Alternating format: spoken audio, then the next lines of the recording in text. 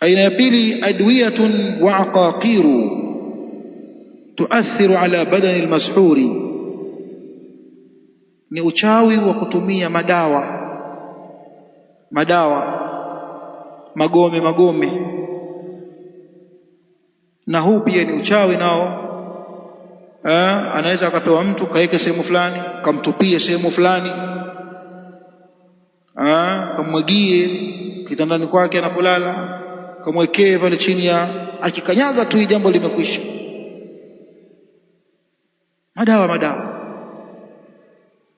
nayo huathiri katika mwili wa mtu aliyefanyiwa uchawi huo, na huathiri kadhalika akili yake, kama ambavyo huathiri matakwa yake.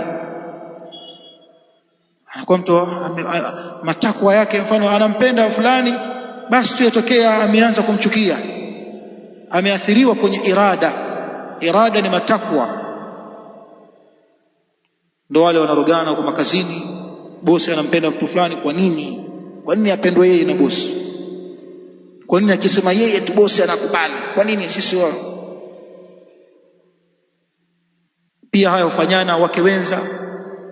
Kwa nini awe yeye? Kitu kidogo yeye, akisema yeye jambo linafanywa kazi, asiposema yeye, wakisema wengine jambo halifanywi kazi.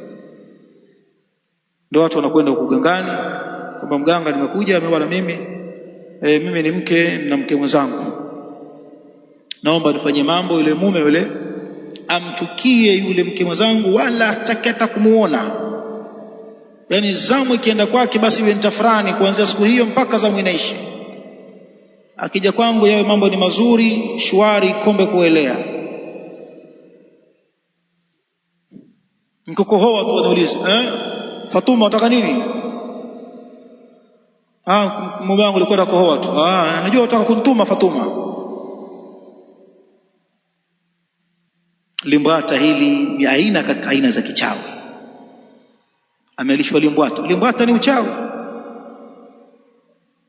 Inna ruqa wattamaima wattiwalata shirkun, Mtume anasema inna ruqa, hakika matabano ya kishirikina, wattamaima, na mahirizi, wattiwalata,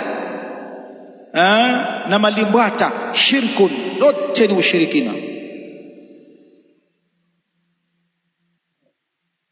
Sisi tunaelewana jamani hapa?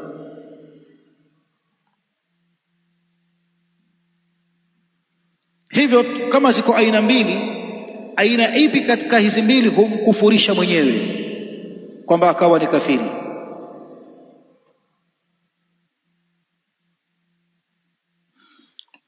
Uchawi ambao ndani yake kuna kutaamaliana na mashaitani. Uchawi anaoufanya yule mchawi ambaye ana mashirikiano na mashetani, akawa anawaabudu mashetani hao, anajikurubisha kwao kwa lengo kwamba aweze kumdhuru mtu mwingine fulani. Aina hii ni shirkun akbar, shirki kubwa, kwa maana anayeifanya hii anakuwa ni kafiri hata kama anaswali. Kama tuko naye msikitini, lakini akitoka msikitini ana vibanda vyake, anakwenda kuviingia huko, anakwenda kuvisujudia, anakwenda kuviomba, kwenda kuchinja kwenye matambiko yao huko, anakwenda kugaragara, anakwenda kuwaita wale wamsaidie, na yeye anapewa maelekezo afanye haya na haya, na yeye anafanya. Huyu ni kafiri hata kama atakuwa ana jina la Kiislamu, anaitwa Abdullahi, anaitwa Saleh, anaitwa Rajab, anaitwa Musa. Tunafahamiana vizuri hapa?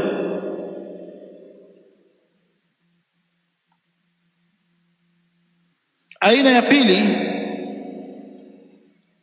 ni ule uchawi ambao haujafikia daraja hili, lakini kuna uadui ndani yake na ufasiki. Ni yule ambaye anatumia tu madawa, lakini hana miamala na mashetani,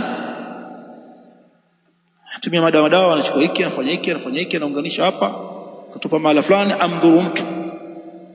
Hili halijafikia daraja la kwamba ni kafir, kwa kuwa hakuna ibada fulani ameifanya, kafanya uadui na ufasik, kudhuru watu na akili zao na mili yao. Haja taamaliana na mashetani, haja wachinjia, haendi mizimuni. Wewe unasema ni mtaalamu wa vitabu, mfano huu ni fasik. Tumeelewana jamani, eh? Naam, adhini muadhin.